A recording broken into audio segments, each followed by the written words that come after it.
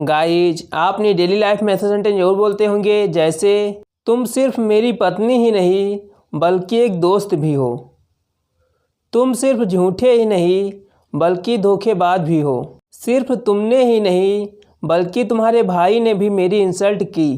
तो गाइज, ऐसे हिंदी वाक्यों की इंग्लिश बनाने के लिए एक एडवांस इंग्लिश स्ट्रक्चर का यूज किया जाता है, जो कि है नॉट ओनली बट आल्सो। इसका यूज तब किया जाता है जब किसी के बारे में दो बातें साथ में बताई जाती हों, जैसे तुम सिर्फ मेरी पत्नी ही नहीं बल्कि दोस्त भी हो। इससे सेंटेंस बनाने का रूल है, सबसे पहले आप सब्जेक्ट लिखेंगे, उसके बाद हेल्पिंग वर्ब लगाएंगे।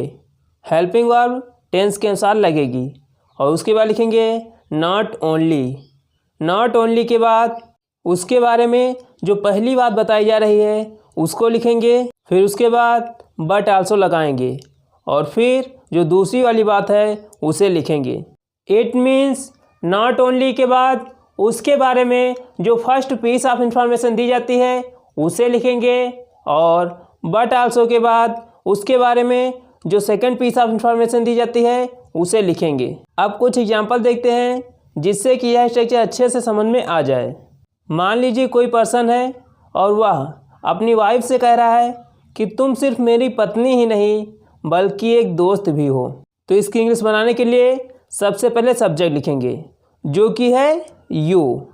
उसके बाद हेल्पिंग वर्ब लगाएंगे, यू के साथ हेल्पिंग वर्ब आर का यूज करेंगे। उसके बाद नॉट ओनली लगाएंगे। नॉट ओनली के बाद उसके बारे में जो फर्स्ट पीस ऑफ इंफॉर्मेशन दी जाती है उसे लिखेंगे, जो कि है मेरी पत्नी। तो इसकी इंग्लिश होगी माई वाइफ बट आल्सो। फिर उसके बारे में जो सेकंड पीस ऑफ इंफॉर्मेशन दी जाती है उसे लिखेंगे, जो कि है एक दोस्त। इसकी इंग्लिश होगी a friend. You are not only my wife but also a friend. तो अब वह अपने हस्बैंड से कहती है तुम सिर्फ झूठे ही नहीं बल्कि धोखेबाज भी हो।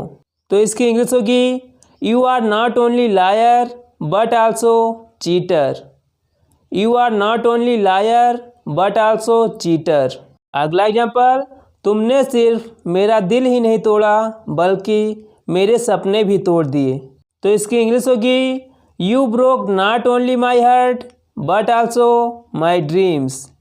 You broke not only my heart but also my dreams. Guys, इसी स्ट्रक्चर पर इस प्रकार के भी सेंटेंस बोले जाते हैं, जैसे सिर्फ तुमने ही नहीं बल्कि तुम्हारे भाई ने भी मेरी इंसल्ट की। सिर्फ मैं ही नहीं बल्कि राम भी एक टीचर है। अक्सर लोगों को इन्हीं सेंटेंस में कन्फ्यूजन रहता है, लेकिन इस वीडियो को देखने के बाद आपका कन्फ्यूजन दूर हो जाएगा। गाइज, जो पहले वाले सेंटेंस थे उसमें किसी एक चीज़ के बारे में दो बातें बताई जाती थी, जैसे यह बगीचा सिर्फ बड़ा ही नहीं बल्कि सुंदर भी है। इट मीन्स बगीचा एक ही है लेकिन उसके बारे में दो बातें बताई जा रही हैं। पहली कि वह बड़ा है, दूसरी कि साथ ही साथ वह सुंदर भी है। बड़ा भी है और सुंदर भी है। लेकिन इन सेंटेंस में क्या होता है कि कोई बात एक होती है लेकिन उसी के आधार पर किन्हीं दो व्यक्तियों को ब्लेम किया जाता है, जैसे सिर्फ तुमने ही नहीं बल्कि तुम्हारे भाई ने भी मेरी इंसल्ट की। मतलब कि इंसल्ट हुई लेकिन दो लोगों के द्वारा।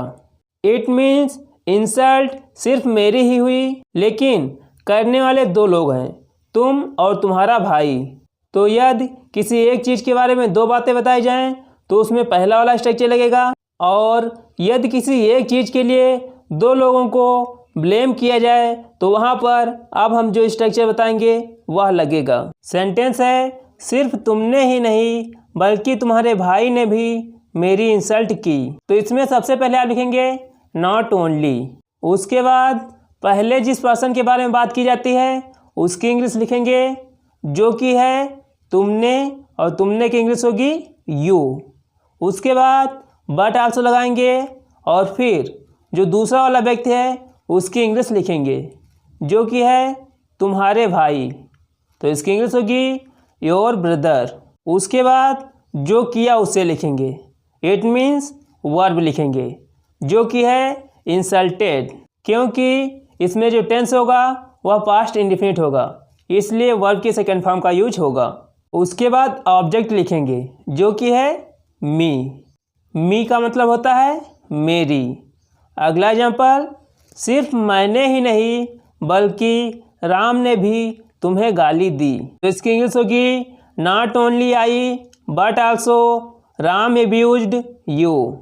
तो सबसे पहले हमने लिखा नॉट ओनली, उसके बाद जिस पर्सन के बारे में पहले बात की गई है उसकी इंग्लिश लिखेंगे जो कि है आई। आई मीन्स मैंने। उसके बाद बट आल्सो लगाया और फिर जो दूसरा वाला पर्सन है उसे लिखेंगे जो कि है राम। उसके बाद वर्ब की सेकेंड फॉर्म, क्योंकि यह जो सेंटेंस है यह पास्ट इंडेफिनिट टेंस का है और पास्ट इंडेफिनिट टेंस में वर्ब की सेकेंड फॉर्म का यूज करते हैं। उसके बाद ऑब्जेक्ट लिखेंगे जो कि है you. Not only I but also Ram abused you. अगला एग्जाम्पल, सिर्फ मैं ही नहीं बल्कि राम भी एक टीचर है। तो इसकी इंग्लिश होगी not only I but also Ram is a teacher.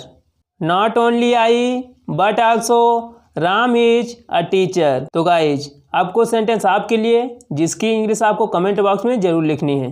पहला है, यह बगीचा सिर्फ बड़ा ही नहीं बल्कि सुंदर भी है। तुम सिर्फ बुद्धिमान ही नहीं बल्कि ईमानदार भी हो। सिर्फ वह ही नहीं बल्कि उसका दोस्त भी बेईमान है। सिर्फ तुम ही नहीं बल्कि तुम्हारा भाई भी इंग्लिश सीखता है। तो गाइज यदि वीडियो अच्छा लगा हो तो इसे लाइक करें और अपने दोस्तों के साथ शेयर करें तथा एक कमेंट लिखकर हमें जरूर बताएं कि यह वीडियो आपको कैसा लगा। ये चैनल पे नए हैं तो इसे सब्सक्राइब करें, बेल आइकन को प्रेस करें ताकि हमारी इसी प्रकार की वीडियो आपको टाइम से मिल जाएं तथा दिए हुए चारों सेंटेंस की इंग्लिश कमेंट बॉक्स में जरूर लिखें।